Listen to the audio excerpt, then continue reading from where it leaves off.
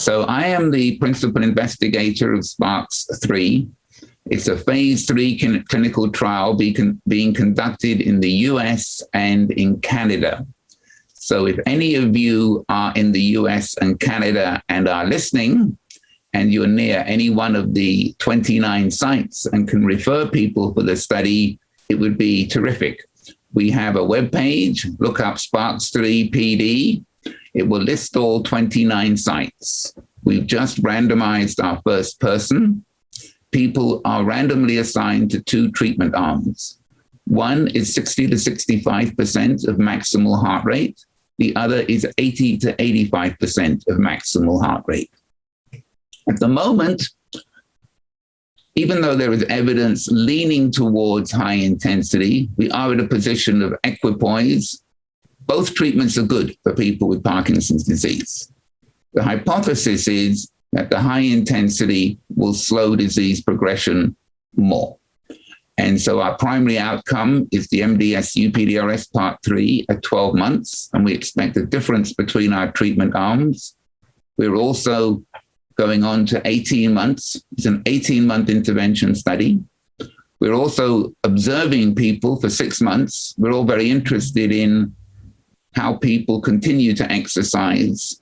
Many of us can find it quite easy to start a program. Not all of us find it easy to maintain it on a yearly basis. And so we will look at people for the 6 months afterwards. And once we've removed the strong support we provide, we will see what level of attrition we observe so that future studies can work on adherence and ways to help people participate. We have multiple secondary outcomes, including looking at the DAT scan. And the idea is that we're hoping that the DAT scan stays relatively constant over 1 year, which would be a biological indicator that the disease is progressing less. This would be a very important finding.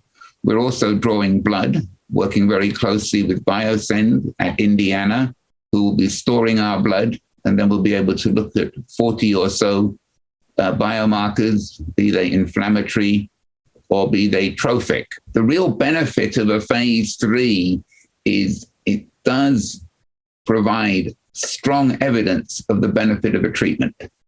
And that's the reason my colleagues and I wrote the grant. Now, we understand exercise is hard for people. We understand it's hard as you get older, and we understand it's hard if you have a disease. We hope that if the evidence is unequivocal, that it is good for you, and it is good for you, that people will use that as a motivational tool. In the absence of clear evidence, people may ask themselves, why am I doing this? Well, we will provide clear evidence. Now, the studies, so that's what a phase 3 trial is designed to do. It is designed to change clinical practice. And that's why one recruits so many people, to make sure that the results are robust across people. So where we are recruiting 370 people divided into 2 treatment arms of 185 each. And this is a large study. There is no other exercise study which has gone out for 2 years with a sample size of 185.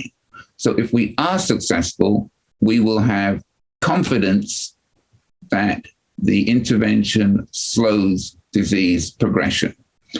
What comes next then is developing techniques to implement the treatment. So it's all well and good to have a phase 3 clinical trial successful, but if nobody's doing it.